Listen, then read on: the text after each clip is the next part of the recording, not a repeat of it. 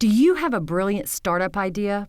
Visit our website at eapla.com to schedule a Blue Couch meeting and launch your startup journey today.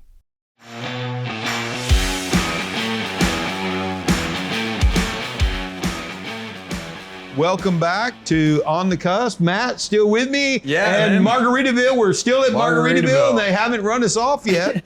So who's our guest now? Man, I'm excited about this one. This is Keith Payne of Payne Mechanical Services. Yeah.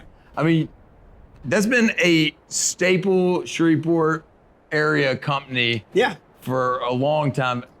How many years have y'all been? So 1956, it was my granddad, Robert Blanton Payne, called him RB Payne, 1956. He started Payne Plumbing, and it was in the back of his yard, his house. He lived off of Cleveland Street, which is just off of Jewella, and he worked for Libby Glass and kind of did some odds and ends and did small residential plumbing on the side. And so he opened up Payne Plumbing in his backyard off Cleveland Street in 1956. Isn't that amazing that Libby Glass, like those old Shreveport staple companies, have spun off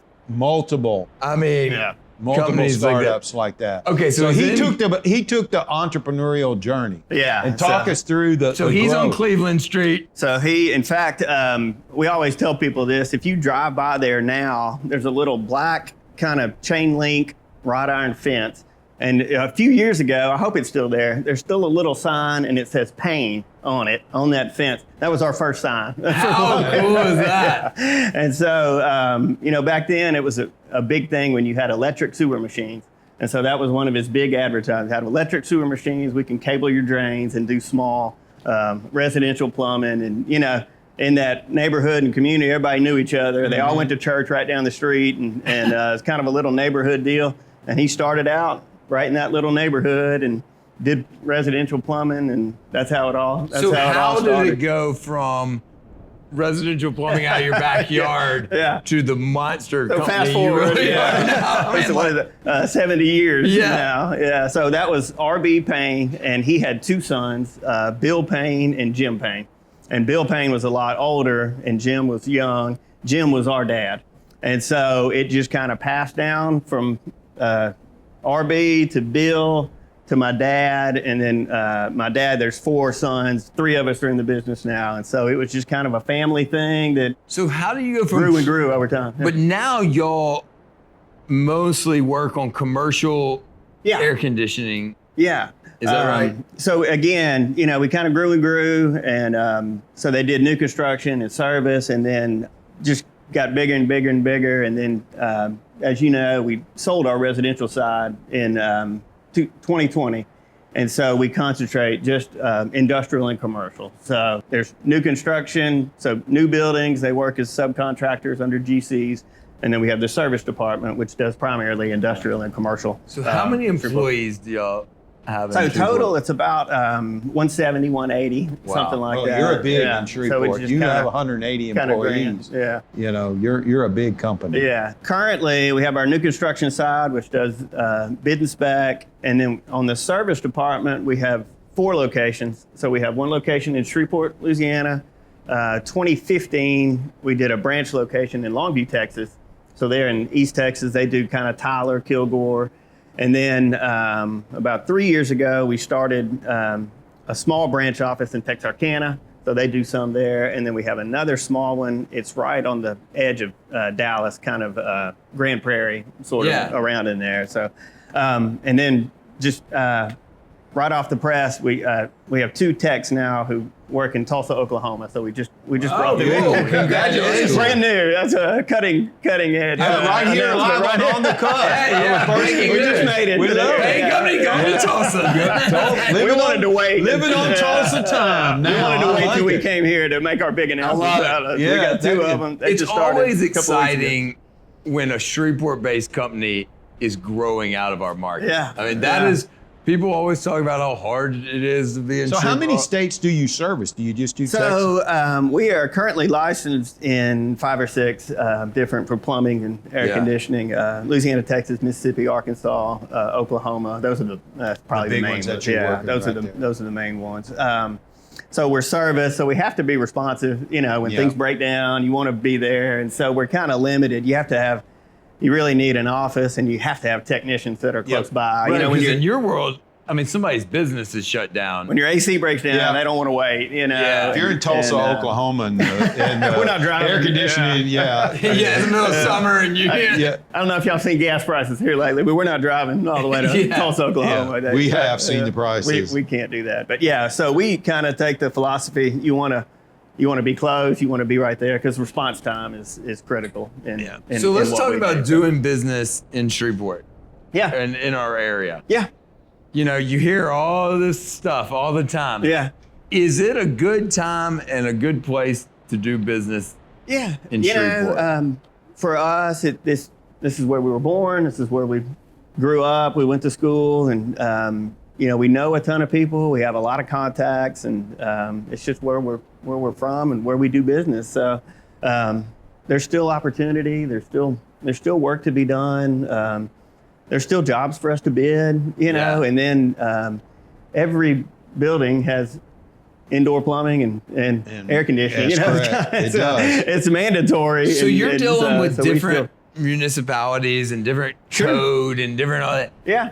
Is it easier to work in Shreveport or harder to work in Shreveport? So there are some aspects that make it more challenging in Louisiana, and then there's some positives as well. Yeah, so how do we get better? How do we make it easier?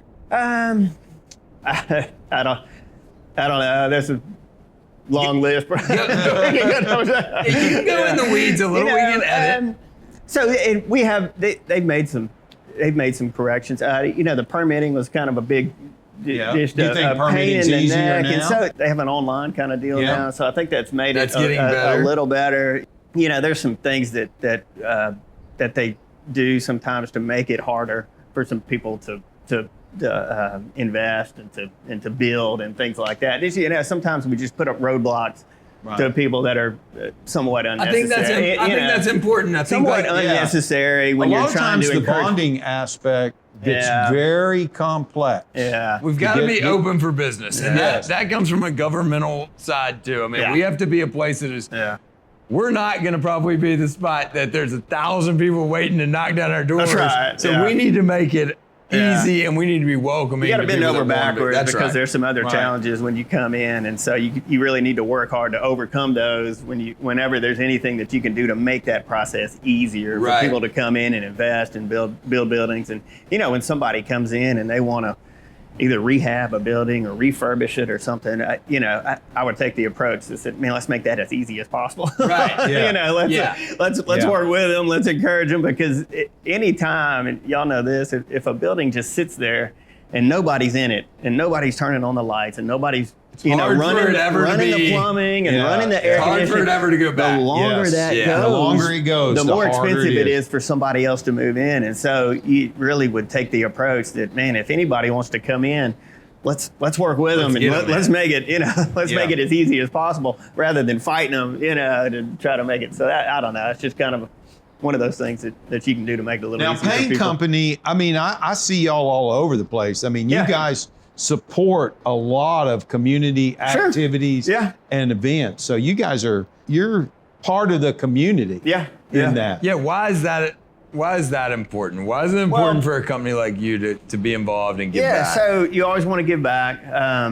We've been blessed as a company. We've had great people who have worked with us, and God has blessed us tremendously. And we believe that it's only responsible and good to give back and to support the different things that are important to us. We're all involved in a lot of activities through our churches and things like that. So that's a big part of what we do, and we give. And honestly, our employees have things that they're involved in, and really we like to support those, because those are the people who are working for us. And so they have little league teams and things like that, and they work. So and so we try to help the guys who work hard for us each and every day. If something's important to them, then we like to help them out. And that's awesome. Of course, like we talked about, everybody uses air conditioning. So the more you can get your name out there, if you can put your logo out, absolutely. Top of mind awareness. It's not bad when they see your name on every Little League jersey. I opened my company on the idea of the best marketing you could do is by being involved in your community and supporting your community. Because you're getting both. Right. You're getting the name recognition and you're getting the top of mind awareness that you need, but you're also making your community better. That's right. And I mean, I grew up in early Raising Cane's days, and I mean, Tide was the king of it. Tide supports everything.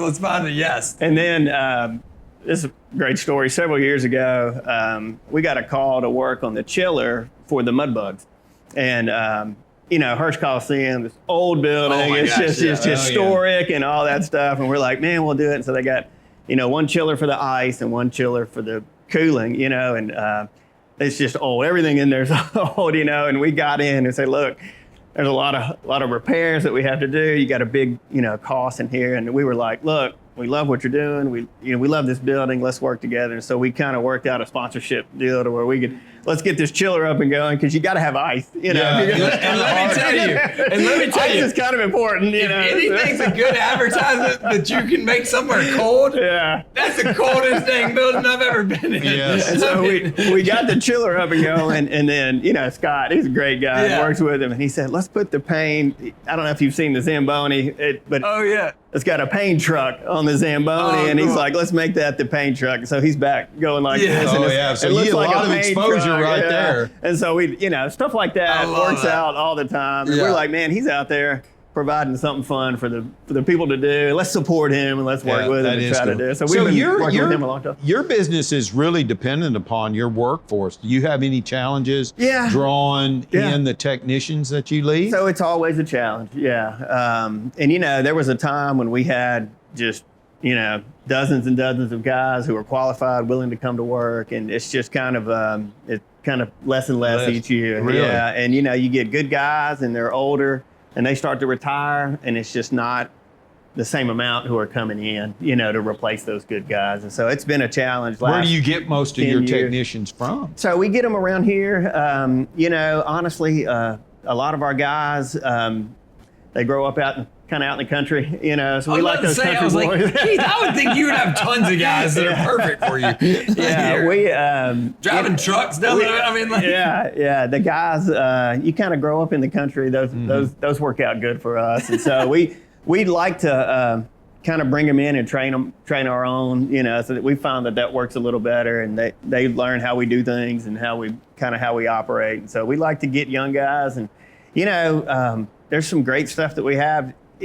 Not everybody has to go to college, and there's a lot of great stuff for kids that maybe they're tired of going to school, but they're great with their hands. And there's a lot of kids that they are very, very intelligent, but they don't make good grades in school just because of how it's designed and how it's laid out. You kind of realize that as you get older, that you're sold college so hard. And I'm not bashing college Everybody at all, does it. But you're so sold on college as a kid that you feel like your whole world. But there's a lot of really great jobs out there where you can make really good living. Well, when you're driving down the road and you see a sign for a technician to make $45 an hour, will train. Sure. Okay. That tells me there's a demand. And it's not being met. Hey, those big trucks that all these guys are driving, they're expensive. Those are like $100,000 trucks all these guys driving. It's one of the great, it's kind of personally satisfying things that you get. You get some guys that'll go K through 12, and man, they're like, you're not smart. You're not smart. And they're like, man, I'm not going to college. I'm not going to. You can bring them in, and those guys are smart. And you're like, wait, you are smart. They're smart in a different way. They're smart in a way that I'm really not, where they could take something apart and put it back together. They're good with their hands. They have that mechanical mindset. And so we see it a lot. Guys come to us and they're like, well, man, I can do it, and I can support my family and do all that stuff. Well, we love that. That's awesome. They stay with you. You retain a lot. We hope they do. Most of them do. You try to do what you can. Money's important, but culture is important. You want to do all those things to kind of support those guys and remember their birthdays and work with them. flexibility we found is one of the key things that people like. That's definitely a thing as like our generation and under. Yeah. Like people want flexibility with their life. Probably like when I was young and when I was coming up and working out in the field, man, you were there. There was it was rigid, that's right. You still have some, we have some older guys who are still kind of like that. We're kind of the bridge, you got the older guys and the younger guys, and they are night and day. For the sure. whole approach is different, and guys like me are right in the middle. It's kind of an interesting dynamic. But I think if you're flexible, you work with them, you try to just you got to get creative to kind of create some positive things to keep the ones that are there. And we've been real blessed. We've had a great workforce and a good group of people who've stuck with us over time. So anybody that thinks those two worlds are still thinking the same is way off. I've been to 100 of those, how to work with the new generation, and it's just, I don't know, it's a different mindset. That could be a meme. But it's fun. A lot of them, you get to know them. It's just, their approach is a little different. You just kind of got to talk with them and work with them. But you got guys that are 60 and guys that are 20. It's like they're in different planets. They view the world totally different. Guys like me are kind of caught in the middle, so, trying to make them all work together. So that's awesome. Well, Keith, thank you so much for coming today. This has been great. Awesome. And I know Julie recommended you guys. Julie, we know Julie. We've known her for a gang, and she's a force of nature at the BRF. So when she nominates somebody, we make sure we get to them the top of the list, I think. Yeah, you moved to the top of the list. Well, thanks for coming. Thank you. Appreciate it. Thank y'all. Man. You got it.